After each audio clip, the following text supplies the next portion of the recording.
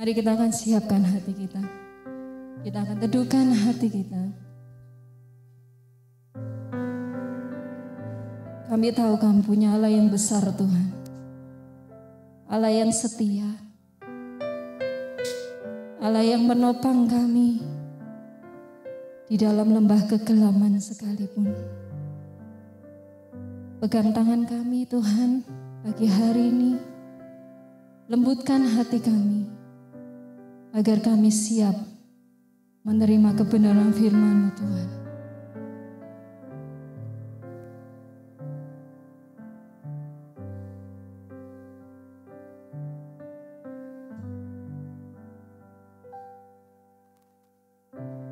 Bapa, Kau mendengar seruan hatiku.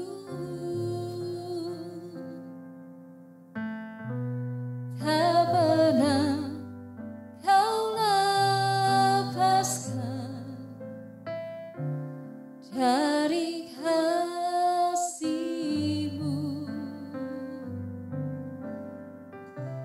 Lewat lembah gelap, Kau temani aku. Roh-Mu bekerja selalu untuk kebaikanku.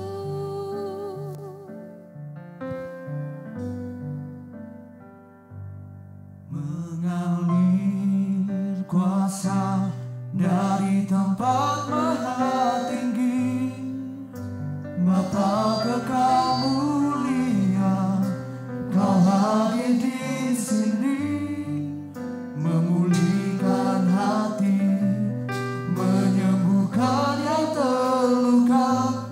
Ku kan tenang bersama-Mu, Bapa.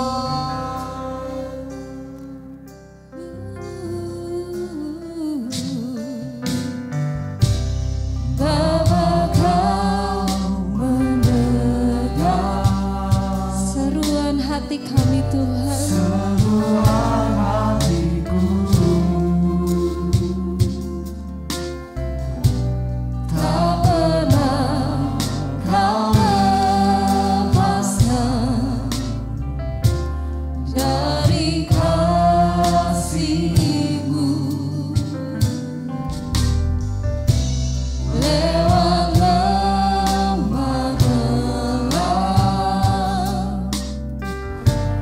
Kau temani aku.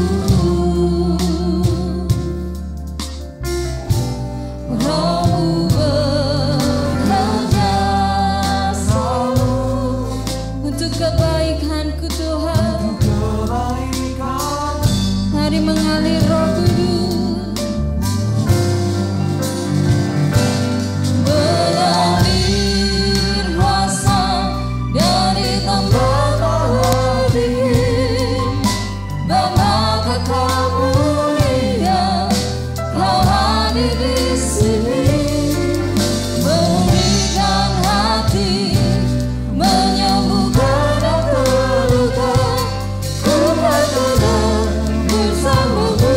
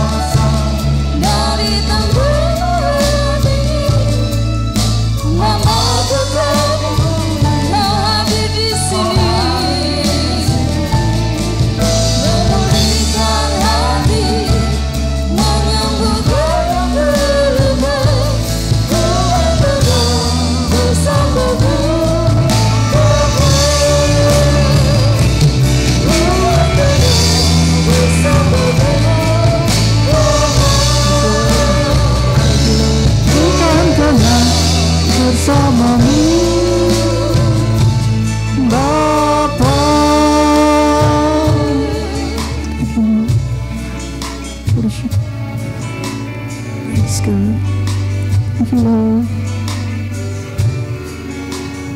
Ini pengakuan kami, Tuhan. Kami tahu di dalam Engkau, kami merasakan ketenangan yang sejati, Tuhan. Mungkin dunia bisa menghibur hati kami, Tuhan, dengan berbagai hiburan yang ada. Tapi kami tahu, Tuhan, bahwa ketenangan hati kami yang sejati ada di dalam Engkau, Tuhan.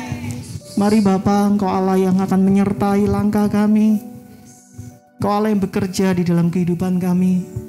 Melewati lembah kelam sekalipun kami percaya Engkau Allah yang hadir di sana. Engkau Allah yang menuntun langkah kami, Engkau Allah yang menggandeng tangan kami, Tuhan. Sehingga kami tahu, Tuhan, bahwa hidup kami adalah hidup yang berkemenangan di dalam Engkau, Tuhan. Kami mengucap syukur buat pagi hari ini, Tuhan. Kami percaya Roh-Mu hadir tengah-tengah kami. Roh-Mu siap melawat setiap kami. Kami buka hati kami buka telinga kami persiapkan tanah hati yang terbaik. Biarlah firman-Mu boleh bertumbuh di dalam hati kami. Terima kasih, Tuhan. Kami mengucap syukur di dalam nama Tuhan Yesus Kristus kami sambut firman Tuhan hari ini. Haleluya. Amin. Shalom. Ya, sebelum saya mulai firman Tuhan hari ini, saya ingin mengucapkan gongsi fatca ya. Selamat merayakan tahun baru Imlek buat Bapak Ibu yang merayakan. Saya percaya berkat Tuhan mengalir ya buat setiap kita hari ini. Nah, karena hari ini spesial Imlek gitu ya. Jadi saya akan memulai firman Tuhan hari ini dengan sebuah pepatah Tiongkok kuno. Nah, sebuah pepatah Tiongkok kuno mengatakan, ini saya nggak bisa bahasa Mandarinnya ya, jadi saya langsung terjemahkan aja bahasa Indonesianya. Berkata seperti ini: saat banjir, ikan makan semut. Namun ketika banjir surut, semut makan ikan. Ya, jadi saat banjir, ikannya makan semut. Karena semutnya kan tenggelam di dalam banjir kan. Tapi ketika banjir surut, semutnya makan ikan. Karena ikannya kan mati kan. Kena banjir kan, banjirnya surut, gak ada air, ikannya mati dimakan sama semut gitu. Jadi ini sebuah pepatah Tiongkok kuno yang sedang mengajarkan kepada kita bahwa hidup ini ada waktunya kita berada di atas. Seperti ini banjir, ikannya seneng kan, karena banyak air gitu, dia bisa berkuasa gitu, kemudian dia makan semut gitu. Tapi ada waktunya kita berada di bawah. Waktu banjirnya surut, ikannya nggak dapat air, gantian ikannya kalah, semutnya makan ikan gitu kan. Artinya bahwa hidup kita itu nggak boleh sombong. Ada waktunya kita berada di atas, ada waktunya kita berada di bawah. Kalau ada di atas jangan sombong, kalau ada di bawah jangan minder gitu ya, jangan rendah diri gitu. Seperti yang minggu lalu kita bahas, Pak Gembala sempat menyampaikan tentang raja kelima, tentang rendah diri tadi ya, yang minggu lalu. Nah, hari ini kita akan belajar tentang raja keenam. Apa raja keenam?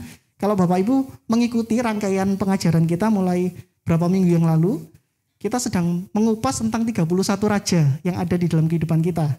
Nah, raja-raja ini yang harus dikalahkan. Ada mulai raja pertama sampai raja kelima yang sudah kita bahas, dan hari ini kita akan bahas raja keenam di Yosua 12 ayat 1. Yosua 12 ayat 1. Di situ dikatakan, bisa dibantu LCD-nya? Yosua 12 ayat yang pertama. 11, Yosua 12 ayat yang ke-11. Yosua 12 ayat 11. Kita masuk ke pembahasan raja ke-6. Raja negeri Yarmut 1, raja negeri Lakis 1. Raja negeri Lakis. Hari ini kita akan bahas tentang raja negeri Lakis. Apa itu raja negeri Lakis? Raja negeri Lakis itu raja yang dilambangkan sebagai pemuliaan diri. Pemuliaan diri. Jadi sebuah raja yang bercokol dalam hati kita, yaitu raja kesombongan. Mengapa kok Lakis bisa dikatakan sebagai raja yang sombong, raja yang memuliakan dirinya? Kita akan secara singkat akan belajar sejarahnya. Jadi arti kata Lakis itu adalah tidak dapat direbut. Jadi Lakis itu artinya tidak dapat direbut. Jadi Lakis itu sebuah kota berkubu yang dia mempunyai pertahanan yang sangat kuat. Waktu zaman dulu, Lakis itu dijadikan sebagai pangkalan militer yang utama. Bahkan waktu dalam sebuah peristiwa bangsa Israel akan masuk ke dalam tanah Kanaan, kemudian bangsa Israel harus berperang dengan bangsa-bangsa yang ada di tanah Kanaan. Dikatakan Alkitab mencatat bahwa Lakis itu dikalahkan oleh Yosua dalam peperangan selama 2 hari. Jadi memang kota Lakis ini adalah kota yang sangat kuat. Kota yang dikelilingi dengan selokan-selokan yang dalam, sehingga musuh kalau mau menyerang itu tidak bisa dari segala sisi. Jadi Bapak Ibu kalau melihat film-film peperangan gitu ya, sebuah kota yang dikelilingi oleh parit gitu ya, selokan yang dalam, maka orang yang menyerang, pasukan yang menyerang tidak bisa menyerang dari segala sisi. Dia harus difokuskan pada sisi-sisi tertentu. Dan itu yang membuat pasukan yang ada di dalam benteng itu dengan mudah akan mengalahkan pasukan yang berasal dari luar. Karena hanya ada di titik-titik tertentu. Mungkin Bapak Ibu yang suka film sejarah gitu ya, ada sebuah film yang judulnya 300 gitu. Itu bagaimana sebuah pasukan yang kecil, mereka bisa mengalahkan sebuah pasukan yang besar karena mereka bertempur di sebuah area yang sempit. Nah itu yang terjadi di Lakis. Jadi Lakis itu dikelilingi oleh selokan-selokan yang dalam, sehingga pasukan musuh tidak bisa menyerang dari semua arah, tapi hanya dari arah-arah tertentu. Seberapa banyak pun pasukan, kalau dihadapkan pada jalan yang sempit, maka ya pasukannya hanya bisa menyerang tidak terlalu banyak. Dan ini yang disebut sebuah kota benteng yang sangat kuat. Di zaman dulu, Lakis ini jadi kubu pertahanan yang sangat penting. Bahkan kalau Bapak Ibu nanti ada kesempatan baca lebih dalam tentang kota Lakis, Bapak Ibu bisa searching gitu ya di Alkitab elektronik. Ada beberapa peristiwa di mana Rehabeam, raja dari Israel, membangun kembali Lakis sebagai salah satu dari 15 pusat pertahanan saat itu. Jadi kota Lakis ini benar-benar kota yang sangat kuat. Bahkan sebuah artikel mengatakan bahwa tembok pertahanan Lakis itu pada puncaknya itu selebar 6 meter keliling.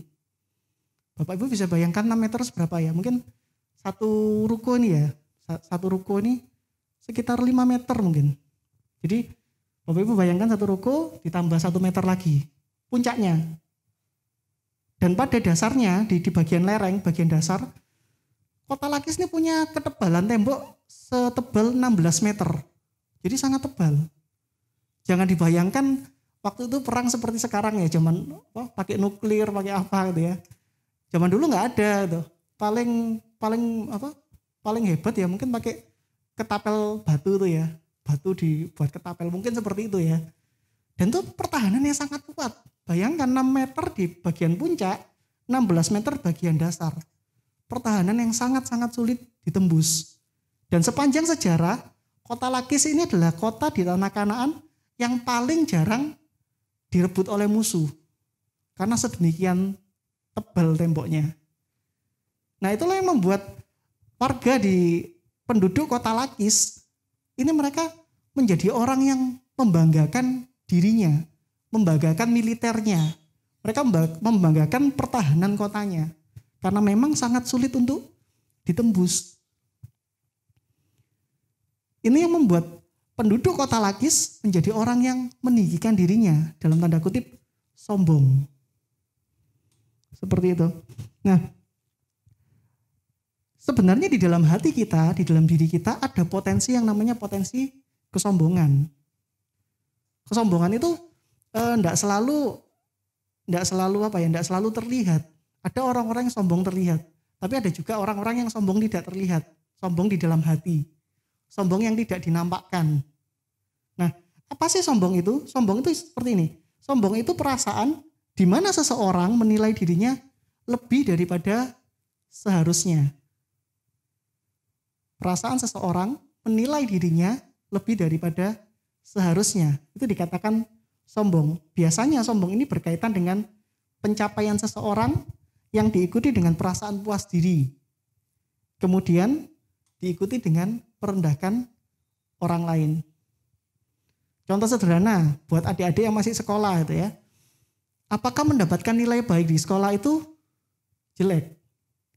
Apakah mendapatkan nilai baik di sekolah itu negatif? Enggak kan? Enggak ya. Mendapatkan nilai baik di sekolah itu enggak negatif kan, positif kan? Bahkan orang tua tuh ingin supaya anaknya dapat nilai yang baik gitu kan. Tapi akan jadi salah waktu seorang anak dapat nilai yang baik di sekolah, kemudian dia puas diri, kemudian merendahkan temannya. Itu jadi salah. Ada orang-orang yang kalau lihat di telenovela gitu kan, di TV itu, ada sekelompok anak pintar, membuat geng sendiri, kemudian membuli anak yang tidak terlalu pintar. Itu adalah contoh kesombongan. Mungkin nggak disadari. Tapi itu adalah sebuah bentuk kesombongan yang dilakukan oleh seseorang. Dia mencapai sesuatu, dia puas diri, berlebihan, kemudian dia merendahkan orang lain. Itu yang namanya kesombongan. Dan kita perlu hati-hati.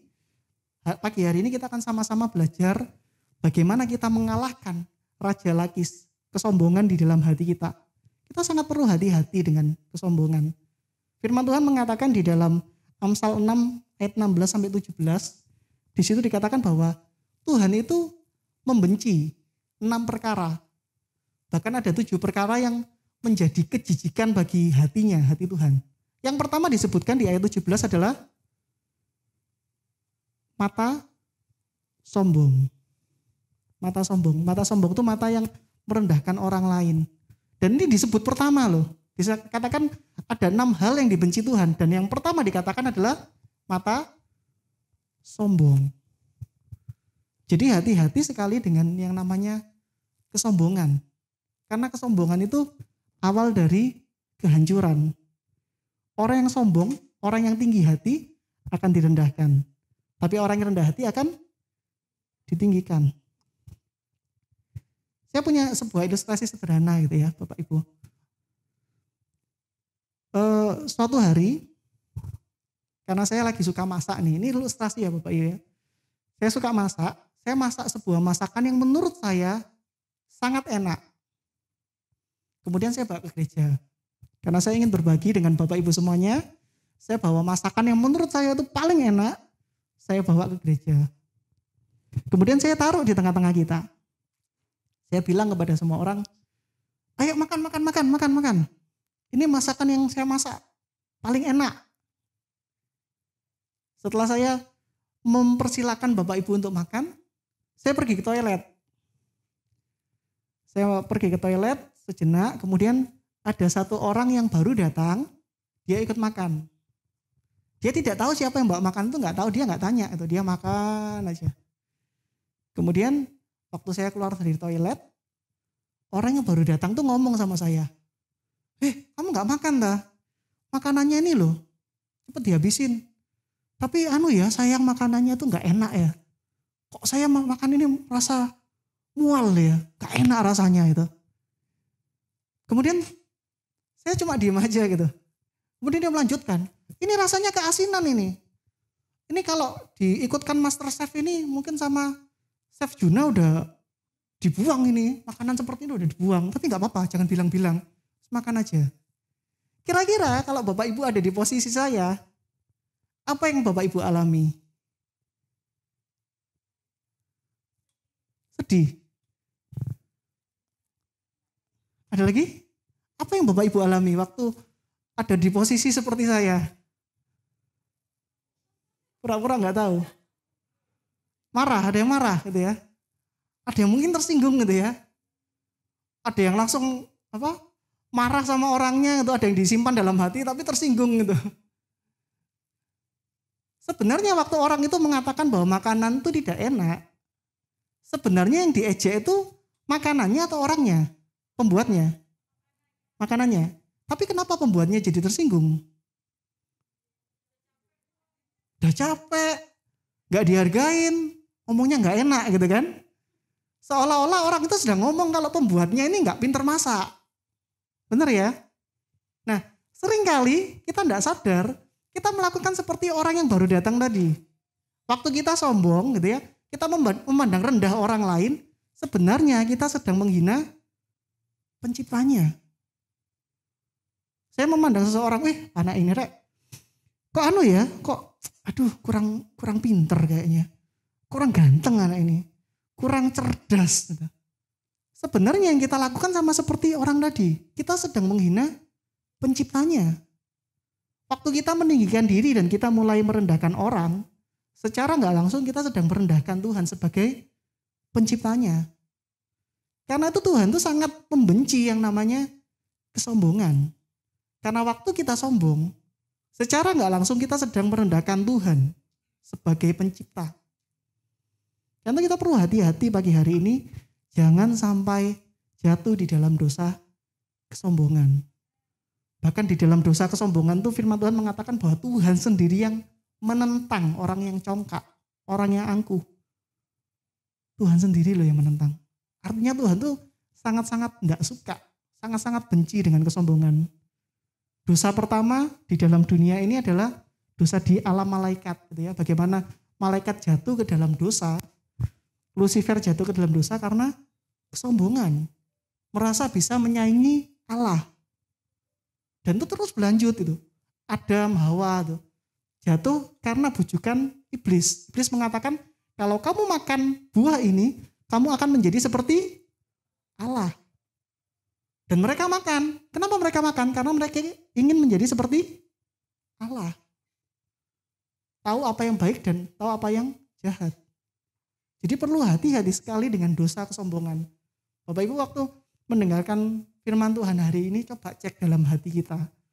Apakah ada dosa kesombongan sih dalam hati kita? Hati-hati. Kalau ada dosa kesombongan, itu sebenarnya awal dari kejatuhan.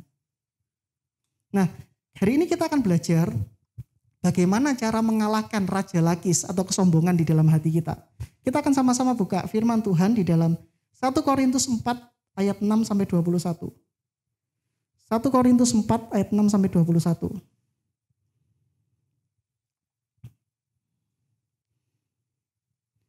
Karena waktunya yang terbatas, saya akan membacakan beberapa ayat secara lompat ya. Jadi kita nggak akan bahas secara penuh, tapi Bapak Ibu nanti di rumah bisa baca 1 Korintus 4 ayat 6 sampai 21 ini. Bagaimana cara kita mengatasi dosa kesombongan ini, mengalahkan Raja Lakis di dalam kehidupan kita. Yang pertama kita akan baca di ayat ke-7. 1 Korintus 4 ayat yang ke-7. Sebab siapakah yang menganggap engkau begitu penting, dan apakah yang engkau punyai yang tidak engkau terima? Dan jika engkau memang menerimanya, mengapakah engkau memegahkan diri seolah-olah engkau tidak menerimanya? Jadi bagaimana cara kita bisa mengalahkan dosa kesombongan? Yang pertama adalah sadari bahwa apa yang kita terima itu semuanya pemberian. Gitu. Apa sih yang kita terima hari ini yang tidak merupakan pemberian? Waktu kita lahir di dalam dunia, orang tua kita memberikan baju. Kemudian orang tua kita memberikan apa? Nama. Ya, orang tua kita memberikan nama. Kalau nggak ada nama saya nggak ngerti. Ibu siapa nih? Nggak tahu kan? Tapi saya tahu ini namanya Ibu Hani karena orang tuanya memberikan nama kan. Kemudian diberikan tempat tinggal, diberikan makanan, berikan pakaian, uang gitu kan. Dipelihara, diberikan kasih sayang. Waktu kita kecil lahir, beranjak remaja, kita mulai sekolah, diberikan biaya sekolah. Di sekolah kita ketemu guru, diberikan ilmu. Kita bisa membaca, kita bisa menulis, diberikan ilmu sama gurunya. Kemudian kita mulai beranjak dewasa lagi, kita mulai kerja gitu. Kita diberikan kepercayaan. Waktu kita masuk ke dalam sebuah perusahaan, bekerja di sebuah perusahaan, kita diberikan kepercayaan dari bos kita. Sehingga kita bisa diterima bekerja di tempat kerja itu. Itu kan diberikan kepercayaan. Setiap bulan diberikan gaji. Kemudian kita mungkin buka usaha sendiri. Buka usaha sendiri pun kita juga diberikan kepercayaan dari customer kita. Kalau customer nggak percaya sama kita ya nggak ada yang beli produk kita kan. Kita mau jual mebel gitu. Buat mebel yang sangat bagus. Tapi nggak ada orang yang percaya. Wah jangan-jangan nanti mebelnya rusak. Nggak awet 1-2 tahun rusak gitu. Ya nggak ada yang beli. Tapi kalau kita sekarang diberkati, ada kepercayaan dari customer terhadap produk kita. Dan kalaupun kita bisa hidup saat ini, kita bisa duduk di tempat ini, saya percaya juga karena kita diberikan kasih karunia dari Tuhan. Amin. Kita seharusnya terhilang gitu. Tapi kalau kita bisa ada di tempat ini, semuanya itu karena kasih karunia Tuhan. Yakobus 1 ayat 17 mengatakan, setiap pemberian yang baik dan setiap anugerah yang sempurna datangnya dari atas, diturunkan dari Bapa segala terang. Penekanannya adalah setiap pemberian yang baik datang dari atas. Jadi kalau kita sekarang bisa menikmati, kita bisa tinggal di rumah yang baik, kalau hujan nggak basah, kalau panas nggak keringetan gitu kan, karena kita di dalam rumah yang baik, itu pemberian Tuhan. Kalau kita bisa naik motor yang moge itu kan, PCX, ADV, NMAX, S-Max, X-Max, lengkap kan? Naik motor Suzuki GSX 150, Kawasaki Ninja 250, itu semuanya pemberian dari Tuhan gitu. Gak ada hak kita untuk menyombongkan gitu. Bukan berarti kalau kita bisa bekerja, kemudian kita bisa membeli kendaraan yang mewah, bisa naik Toyota Alphard ke gereja, bukan berarti itu karena usaha kita. Semuanya karena pemberian Tuhan loh. Jadi gak ada kesempatan, gak ada hak kita untuk menyombongkan diri. Sebagus apapun kendaraan kita, semewah apapun rumah kita, gak ada kesempatan untuk memegahkan diri. Secanggih apapun HP kita, gak ada waktu untuk sombong. Sebuah quotes yang terkenal di media sosial mengatakan seperti ini. Saya berharap Bapak Ibu juga menangkap quotes ini ya. Katakan seperti ini. Contohlah tukang parkir. Walaupun punya banyak mobil yang mewah, tapi tidak sombong. Karena dia sadar bahwa semuanya itu hanyalah titipan gitu. Tukang parkir tuh walaupun mobilnya banyak mewah gitu, tapi dia nggak pernah sombong gitu. Bahkan kalaupun dia harus kehilangan mobil itu satu persatu, dia nggak sedih. Tukang parkir tuh ya. Kadang tukang parkir tuh lebih rohani dari kita ya. Kita punya kendaraan satu gitu, dirawat, diaman-aman. Untuk waktu Tuhan izinkan diambil gitu, kita jadi sedih gitu ya. Tapi tukang parkir tuh nggak sombong gitu ya. Perlu belajar itu tukang parkir. Baik, apa poin kedua yang bisa kita pelajari? Bagaimana cara kita mengalahkan Raja Lakis atau dosa kesombongan di dalam hidup kita? Kita lanjutkan di ayat yang 9-13. 9-13. Sebab menurut pendapatku, Allah memberikan kepada kami para rasul tempat yang paling rendah. Sama seperti orang-orang yang telah dijatuhi hukuman mati, sebab kami telah menjadi tontonan bagi dunia, bagi malaikat-malaikat dan bagi manusia. Kami bodoh oleh karena Kristus, tetapi kamu arif dalam Kristus. Kami lemah, tetapi kamu kuat. Kamu mulia, tetapi kami hina. Sampai pada saat ini kami lapar, haus, telanjang, dipukul, dan hidup mengembara. Kami melakukan pekerjaan tangan yang berat. Kalau kami dimaki, kami memberkati. Kalau kami dianiaya, kami sabar. Kalau kami difitnah, kami tetap menjawab dengan ramah. Kami telah menjadi sama dengan sampah dunia, sama dengan kotoran dari segala sesuatu, sampai saat ini. Rasul Paulus dengan segala kehebatannya, gitu ya, bahkan firman Tuhan banyak yang ditulis oleh Rasul Paulus di Perjanjian Baru. Dia adalah seorang yang menginjil sampai di luar Yerusalem. Bahkan dia pernah mengatakan bahwa dia adalah rasul bagi orang-orang non-Yahudi. Gitu. Dia adalah seorang rasul yang sangat hebat, tidak takut mati. Dan banyak orang bertobat karena pemberitaan firman-Nya dia. Tapi dalam bagian ini kita melihat bahwa Paulus mengatakan bahwa kamu mulia, kami hina. Gitu. Seolah-olah Paulus itu sedang menempatkan dirinya sebagai orang yang paling rendah. Seorang yang tidak ada artinya apa-apa. Walaupun dia adalah seorang yang sangat berpengaruh di dalam dunia kekristenan. Mengapa dia bisa sedemikian rendah hati? Dia tidak menyombongkan dirinya. Karena dia adalah orang yang menganggap dirinya sebagai hamba. Hamba. Seorang yang menganggap dirinya sebagai hamba, dia akan mempermuliakan tuannya, tapi dia tidak akan mempermuliakan dirinya. Dia akan mempermuliakan tuannya. Dan waktu kita mengatakan bahwa kita adalah hamba Tuhan, kita adalah orang-orang yang ditebus oleh Tuhan, maka seharusnya hidup kita adalah mempermuliakan Tuhan. Bukan mempermuliakan diri kita lagi. Bukan aku, tapi Tuhan. Sebuah ilustrasi yang sangat menarik kita bisa baca di Lukas 17. Lukas 17 ayat 7 sampai 10 ini menggambarkan bagaimana mental seorang hamba di hadapan tuannya. Lukas 17 ayat yang ke-7 sampai 10. Saya ajak kita sejenak membaca firman Tuhan ini. Lukas 17 ayat 7 sampai 10. Dikatakan, siapakah di antara kamu yang mempunyai seorang hamba yang membajak atau menggembalakan ternak baginya, akan berkata kepada hamba itu setelah ia pulang dari ladang, mari segera makan? Bukankah sebaliknya, ia akan berkata kepada hamba itu, sediakanlah makananku, ikatlah pinggangmu dan layanilah aku sampai selesai. Aku makan dan minum, dan sesudah itu engkau boleh makan dan minum. Adakah ia berterima kasih kepada hamba itu, karena hamba itu telah melakukan apa yang ditugaskan kepadanya? Demikian jugalah kamu. Apakah kamu apabila kamu telah melakukan segala sesuatu yang ditugaskan kepadamu, hendaklah kamu berkata, kami adalah hamba-hamba yang tidak berguna. Kami hanya melakukan apa yang harus kami lakukan. Ini gambaran seorang hamba. Jadi hamba itu, kalau kita baca di firman Tuhan hari ini di Lukas 17, hamba ini hamba yang luar biasa loh. Bahkan mungkin kalau hamba ini masih hidup di zaman sekarang, mungkin dia layak dapat predikat penghargaan hamba terbaik. Mungkin seperti itu ya. Karena dia hamba yang luar biasa tuh. Dia hamba yang mengerjakan pekerjaannya di ladang, menjaga ternak tuannya. Tapi setelah seharian dia bekerja di ladang, dia capek. Tuannya tuh masih menyuruh dia untuk menyiapkan makanan.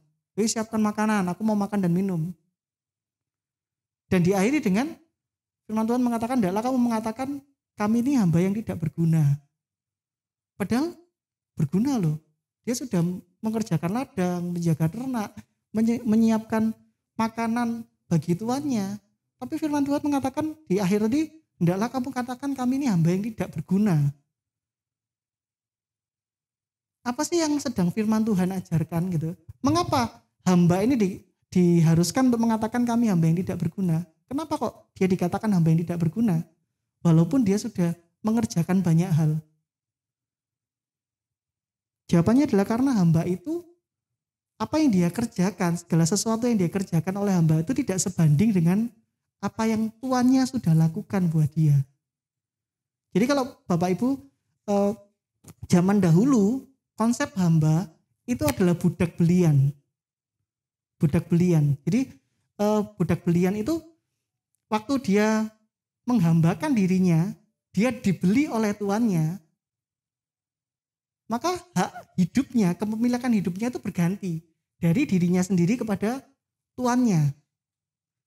Jadi dia nggak punya hak untuk hidup lagi. Dan kalau firman Tuhan mengatakan dia boleh bekerja di ladang, setelah dia bekerja di ladang, dipercaya di ladang, dia kembali ke rumah, dia boleh tinggal di dalam rumah, dia boleh makan di dalam rumah, itu anugerah. Makanya hamba tadi mengatakan bahwa aku ini hamba yang tidak berguna. Karena apa yang tuannya lakukan tuh jauh lebih besar dari apa yang bisa dia kerjakan. Nah, hidup kita sebenarnya saat ini juga seperti hamba. Ada dua macam hamba.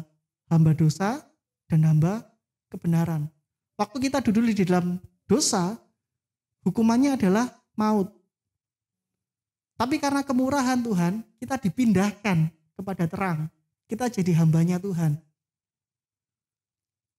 Waktu kita tidak dipindahkan, kita ada di dalam maut. Seharusnya waktu mati kita masuk ke dalam kegelapan kekal. Tapi karena anugerah Tuhan, kita dipindahkan kepada terang. Kita layak hidup, mendapatkan hidup kekal bersama dengan Tuhan. Itu anugerah yang luar biasa loh. Sehingga apapun yang kita lakukan hari ini gitu ya, jangan menganggap bahwa aku ini sudah berjasa loh buat Tuhan. Aku ini sudah melakukan ini loh. Aku ini sudah khotbah. Aku ini sudah main musik. Aku ini sudah jadi di kategorial aku sudah jadi ini. Oh enggak, apa yang kita lakukan semuanya itu enggak sebanding dengan kemurahan Tuhan. Kalau kita bisa dapat hidup kekal, itu anugerah yang luar biasa. Jadi enggak perlu sombong gitu. Kita bahkan mungkin nanti kita bisa suatu saat gitu ya, mungkin yang pemain musik bisa main musik sampai memberkati seluruh Indonesia gitu kan. Yang main musik bisa memberkati dunia gitu kan. Atau mungkin nanti ada anak-anak youth gitu. Tuhan izinkan bisa berkhotbah, menjadi penginjil bangsa-bangsa gitu. Ditonton jutaan viewer di YouTube. Gak perlu sombong. Karena kita tuh sudah dapat sesuatu yang luar biasa. Hidup yang kekal. Apa yang kita lakukan, sengotot apapun kita melakukan, itu tidak sebanding dengan anugerah Tuhan, hidup yang kekal. Ini gak perlu sombong. Dan aspek kedua, waktu kita ngomong sebagai kita adalah hamba Tuhan, maka pertanyaannya adalah, apakah benar kita sudah menempatkan diri kita sebagai hamba? Ada orang-orang yang mengatakan, saya ini hamba Tuhan, saya ini pelayan Tuhan, saya ini orang dipakai Tuhan. Tapi hidupnya nggak mencerminkan gitu. Hidupnya semaunya sendiri. Kalau hamba, orang yang mengatakan dirinya hamba Tuhan, pelayan Tuhan, orang yang sudah ditebus oleh Tuhan, harusnya hidupnya sesuai dengan kehendak Tuhan. Apakah hidup kita sudah sesuai dengan kehendak Tuhan hari ini? Waktu Tuhan ingin gitu ya, kita memuji Tuhan, berdoa, baca Alkitab setiap hari, apakah kita sudah melakukan? Atau kita dengan seenak kita mengatakan, Tuhan, capek Tuhan, Tuhan mengerti hatiku, aku capek, besok aja. Itu bukan hamba. Apakah waktu Tuhan menginginkan kita menginjil, memberitakan kabar baik kepada orang lain, apakah kita sudah taat? Mengatakan bahwa, ya Tuhan, aku mau taat, aku hamba, engkau tuannya. Atau sebaliknya, kita yang jadi tuan, kita menyuruh Tuhan untuk, Tuhan penuhi aku, kebutuhanku ini, Tuhan tolong aku ini, Tuhan tolong aku ini. Itu bukan hamba, itu tuan. Jadi mari kita introspeksi hidup kita hari ini. Apakah kita benar-benar sudah menempatkan Tuhan sebagai tuan kita? Atau justru sebaliknya, kita yang menjadi tuan atas hidup kita. Dan waktu kita mengatakan kita adalah hamba dari Tuhan, maka konsekuensinya adalah segala kemuliaan hanya bagi Tuhan. Tidak ada tempat untuk kesombongan. Yang ketiga, yang terakhir. Bagaimana cara kita supaya kita bisa mengalahkan dosa kesombongan di dalam hati kita? Yang ketiga, kita baca di ayat 15 dan 16. Sebab sekalipun kamu mempunyai beribu-ribu pendidik di dalam Kristus, kamu tidak mempunyai banyak bapa. Karena akulah yang dalam Kristus Yesus telah menjadi bapamu oleh Injil yang kuberitakan kepadamu. Sebab itu aku menasihatkan kamu, turutilah teladanku. Jadi yang ketiga, apa yang bisa kita lakukan supaya kita terhindar dari dosa kesombongan adalah masuk di dalam pembapaan rohani. Spiritual parenting, spiritual fathering gitu. Apa sih pembapaan rohani itu? Menarik waktu kita baca di dalam firman Tuhan bahwa Allah dan Yesus hubungannya digambarkan sebagai bapa dan anak. Jadi Paulus pun juga mengatakan kepada jemaat di Korintus bahwa akulah bapakmu. Di dalam kehidupan kekristenan kita perlu namanya pembapaan rohani. Spiritual fathering gitu. Pembapaan rohani. Pembapaan rohani itu berbeda dengan aktivitas rohani. Jadi orang yang setiap minggu datang ke gereja dengan rutin, belum tentu dia masuk di dalam pembapaan rohani. Atau mungkin orang yang terlibat pelayanan sekalipun gitu ya, aktif gitu tiap minggu gitu. Belum tentu dia masuk di dalam pembapaan rohani. Nah, saya mau katakan bahwa setiap orang percaya yang mau kehidupan rohaninya terus bertumbuh, dia harus masuk di dalam sebuah dimensi namanya pembapaan rohani. Pembapaan rohani itu maksudnya gini loh, ada orang-orang yang Tuhan tempatkan untuk memperhatikan kehidupan kerohanian kita secara intens, secara terus-menerus, secara berkala. Orang yang masuk di dalam pembapaan rohani adalah orang-orang yang berkomitmen kuat untuk hidupnya mau dikoreksi, hidupnya mau dibentuk, hidupnya mau berubah, hidupnya mau mengalami kemajuan. Itu adalah orang-orang yang ada di dalam pembapaan rohani. Zaman sekarang gitu ya, banyak orang Kristen ke gereja itu, tapi nggak mau terlibat di dalam pembapaan rohani gitu ya. Pokoknya aku datang pulang ya sudah beres, nanti mati masuk surga gitu kan. Apakah rohaninya bertumbuh? Bertumbuh.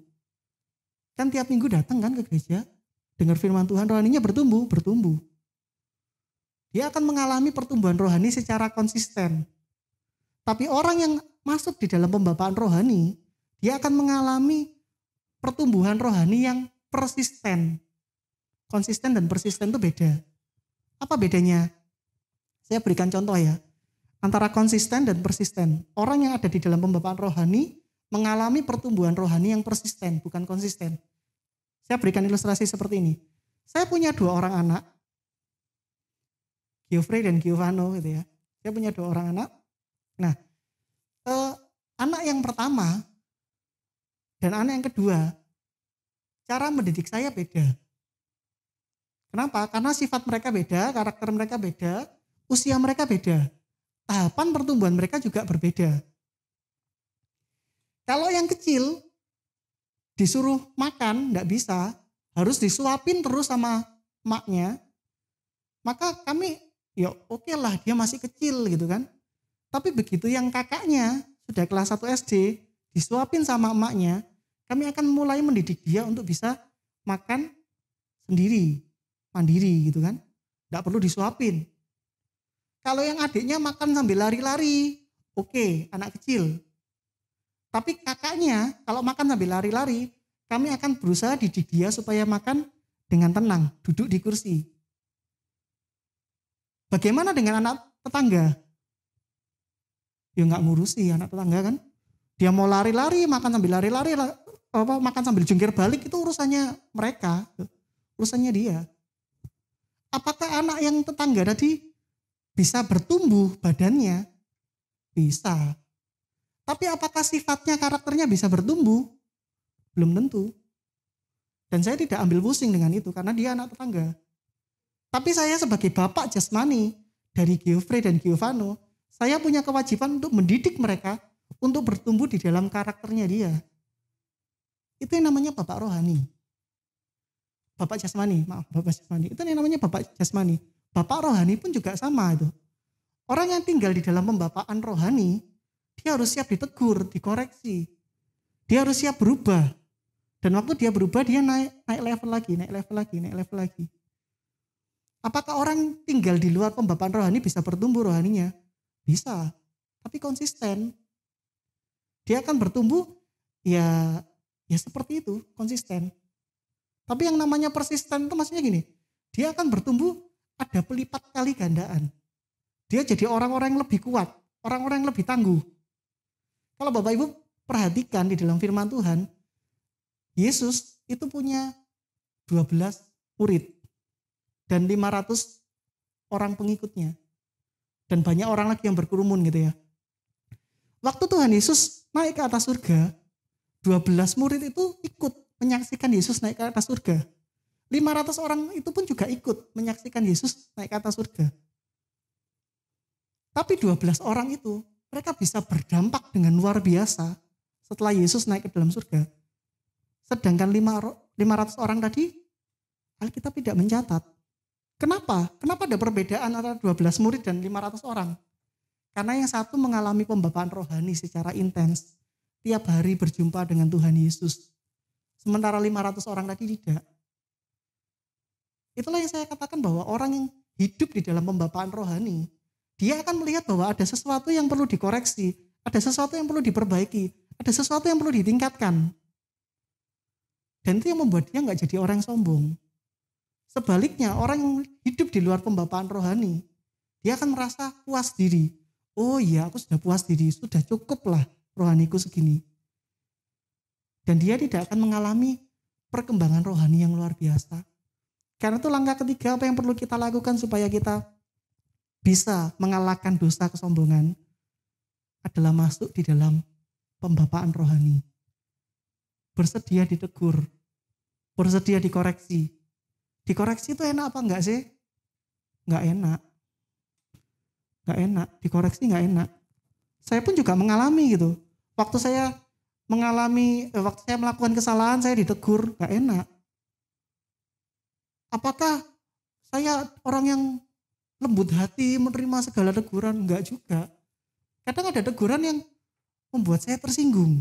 Tapi itu namanya pembapaan rohani. Waktu saya mulai tersinggung, saya mulai renungkan apa sih kesalahan saya. Kemudian saya mulai berubah. Saya mencapai yang namanya next level. Naik level lagi. Tapi kalau begitu kita ditegur, kita dikoreksi, kemudian kita tersinggung, kemudian kita meninggalkan, enggak gereja-gerejaan, ya berhenti rohani kita. Sampai di situ, mentok. Kita enggak bisa next level. Jadi 3 hal yang saya bagikan hari ini, bagaimana cara kita mengalahkan raja Lakis di dalam hidup kita, dosa kesombongan. Tadi yang pertama, sadar bahwa segala sesuatu ini adalah pemberian Tuhan. Tidak ada yang bisa kita sombongkan. Yang kedua, sadar posisi kita itu sebagai hamba. Dan yang ketiga adalah masuk di dalam pembapaan rohani. Saat kita melakukan 3 hal ini, saya percaya bahwa seperti Paulus yang menasihatkan di jemaat di Korintus, kita akan menjadi orang-orang yang rendah hati, tidak sombong. Hidup kita bisa jadi berkat. Saya akan tutup dengan sebuah kisah nyata. Saya undang bisa BL Singer bisa maju ke depan. Saya akan tutup dengan sebuah kisah nyata. Pada tahun 1985, ada seorang pria bernama Tancredo Neves. Tancredo Neves ini ikut pemilihan presiden di Brasil. Bapak Ibu kalau baca di Google, Bapak Ibu akan menemukan nama Tancredo Neves. Seorang yang mengikuti pemilihan presiden di Brasil. Dan Tancredo Neves ini bukan orang baru. Dia adalah seorang politisi senior yang sudah beberapa kali menjabat posisi menteri. Kemudian dia juga pernah menjadi menteri, dia pernah menjadi kepala daerah di negara Brasil. Jadi dia adalah orang yang cukup terkenal di negaranya. Suatu kali di dalam sebuah kampanye dia mengatakan, kalau saya dapat 500.000 suara, maka tidak akan ada lagi yang menghalangi saya menjadi presiden. Bahkan Tuhan sekalipun tidak bisa menghalangi saya. Wah, dia mulai sombong nih. Dia mengatakan kalau dia dapat 500.000 suara, tidak ada yang bisa menghalangi dia jadi presiden. Dan pada hari pemilihan suara, pemungutan suara, ternyata dia dapat suara lebih dari 500.000. Dan dalam kesombongannya dia mempersiapkan segala sesuatu sebelum pelantikannya dia. Dan dia merasa bahwa Tuhan pun tidak bisa menghalangi dia jadi presiden. Namun yang terjadi naas gitu ya. 1 hari sebelum pelantikan dia harus meninggal karena penyakit komplikasi. Dan dia tidak pernah menjadi presiden. Karena dia belum pernah dilantik. Dalam kesombongannya, dia mengalami kematian. Ingat bahwa saat ini kalau kita tergoda untuk sombong, ingat bahwa Tuhan itu mudah untuk membalikan keadaan kita. Orang yang tinggi hati akan direndahkan, tapi orang yang rendah hati akan ditinggikan. Nah, kalau kita mau ditinggikan oleh Tuhan, ayo mulai sekarang belajar rendah hati. Amin. Siapa yang siap menjadi orang-orang yang rendah hati? Kita akan menaikkan sebuah pujian.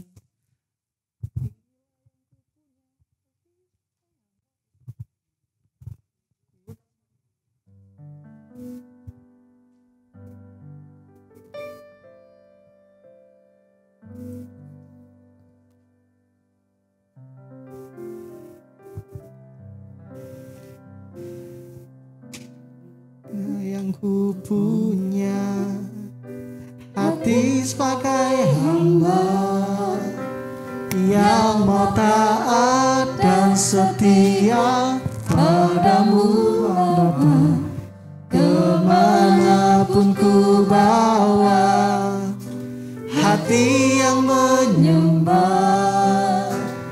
dalam roh dan kebenaran sampai selamanya.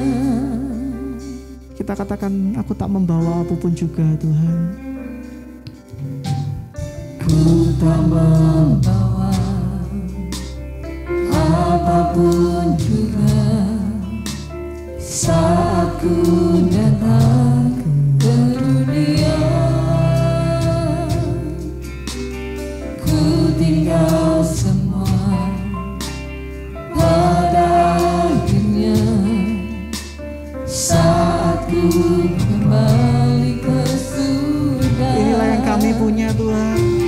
Inilah yang ku punya, hati sebagai hamba yang mau taat dan setia padamu Muhammad. Kemanapun ku bawa, hati yang menyembah dalam roh dan kebenaran sama-sama. Inilah yang kami punya, hati sebagai hamba. Inilah yang ku punya, hati sebagai hamba yang mau taat dan setia padamu Muhammad. Kemanapun ku bawa, hati yang menyembah dalam roh dan kebenaran sama-sama. Dalam roh dan kebenaran. Dalam roh dan kebenaran sama-sama. Dalam roh dan kebenaran. Dalam roh dan kebenaran sama-samanya. Ini yang menjadi pengakuan kami Tuhan. Kami membawa hati kami sebagai hamba di hadapan-Mu Tuhan. Sungguh tidak ada sesuatu pun yang layak kami sombongkan. Karena kami tahu semuanya berasal dari Engkau Tuhan. Amin. Biar Tuhan yang menolong kami di dalam perjalanan kehidupan kami. Agar kami terhindar dari dosa kesombongan. Apapun yang kami kerjakan Tuhan. Kami tahu bahwa sesungguhnya semuanya itu tidak bisa menyamai apa yang Tuhan sudah kerjakan di dalam kehidupan kami. Mari Bapa, terus ajar kami bertumbuh di dalam Engkau Tuhan. Kami siap menjadi orang-orang yang rendah hati. Kami siap menjadi orang-orang yang mengalahkan kesombongan kami. Terima kasih Tuhan, kami menyerahkan Tuhan setiap firman yang kami dengar. Biar Roh Kudus yang mengingatkan kami, Roh Kudus yang terus menuntun kami di setiap perjalanan kehidupan kami. Kami juga memberkati setiap persembahan yang kami akan kumpulkan nanti Tuhan. Kami percaya bahwa setiap persembahan yang kami berikan ke rumah Tuhan, itu boleh dipergunakan untuk kemuliaan nama-Mu Tuhan di gereja ini. Bahkan setiap kami yang menabur, kami percaya hidup kami diberkati. Terima kasih Tuhan, kami mengucap syukur. Di dalam nama Tuhan Yesus Kristus kami berdoa. Haleluya. Amin. Puji Tuhan. Bapak Ibu diberkati dengan kebenaran firman Tuhan yang sudah kita dengar. Amin. Biarlah firman itu tidak hanya kita dengar, tapi kita lakukan dan berbuah-buah dalam hidup kita. Pagi hari ini kita juga akan sambut saudara-saudari kita yang baru pertama kali hadir di tempat ini. Mari saya undang untuk bangkit berdiri buat Bapak Ibu yang baru pertama kali hadir. Mari lambaikan tangan, beri salam. Selamat datang. Dan bila Anda diterima di tempat ini dan bila Anda belum memiliki tempat ibadah yang tetap, mari kami undang untuk datang di jadwal ibadah selanjutnya. Terima kasih. Juga untuk Bapak Ibu yang akan menabur untuk pekerjaan Tuhan di tempat ini, nanti bisa ditabur waktu pulang dengan tetap menjaga jarak di kotak berwarna belakang, di kotak berwarna coklat di belakang. Dan untuk yang menabur perpuluhan bisa dimasukkan ke kotak warna putih. Untuk Bapak Ibu yang ada di rumah yang ingin menabur untuk pekerjaan Tuhan di tempat ini, bisa menabur di nomor rekening yang tertera di layar. Dan kami akan bersukacita bila Bapak Ibu bisa bersama-sama bersukacita waktu beribadah secara online bersama dengan kami. Mari saya akan undang kita semua untuk bagi berdiri, kita akan berdoa syafaat.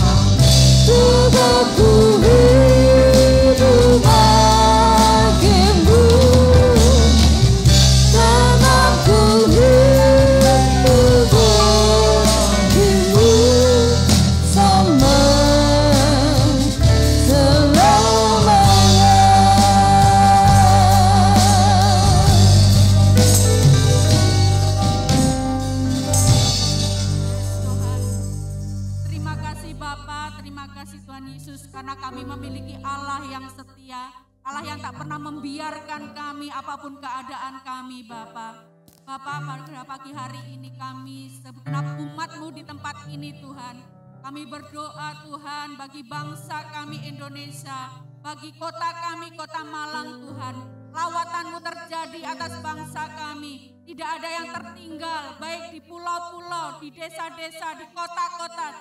Semuanya Tuhan Engkau berkati Tuhan.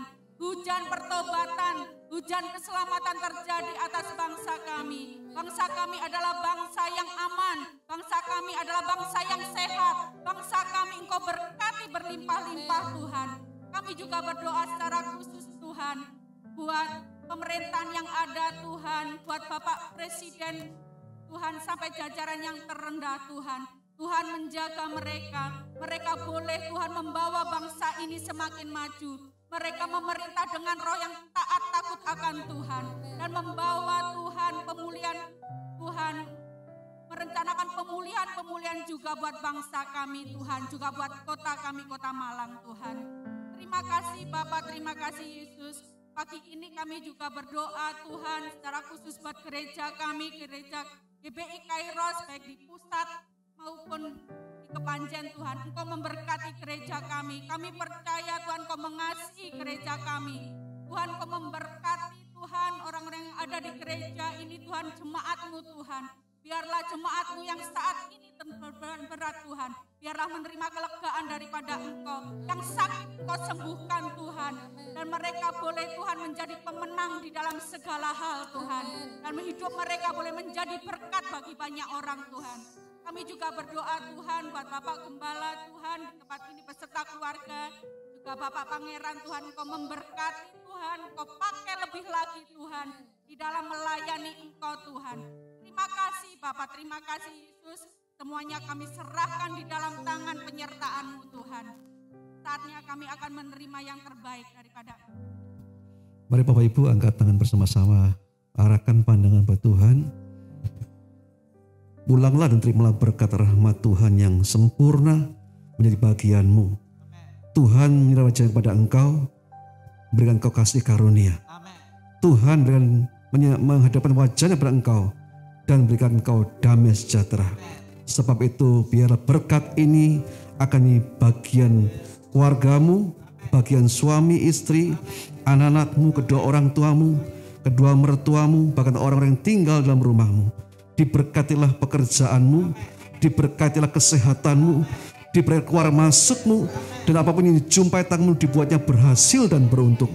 Dan kiranya sekarang terimalah kasih sayang dan damai dari Tuhan kita Yesus Kristus yang melampaui segala akal, memenuhi dalam hati pikiranmu, sehingga dalam masa seperti ini engkau punya sukacita, pengharapan, kekuatan untuk bertahan, bahkan menjadi orang-orang yang lebih dari pemenang.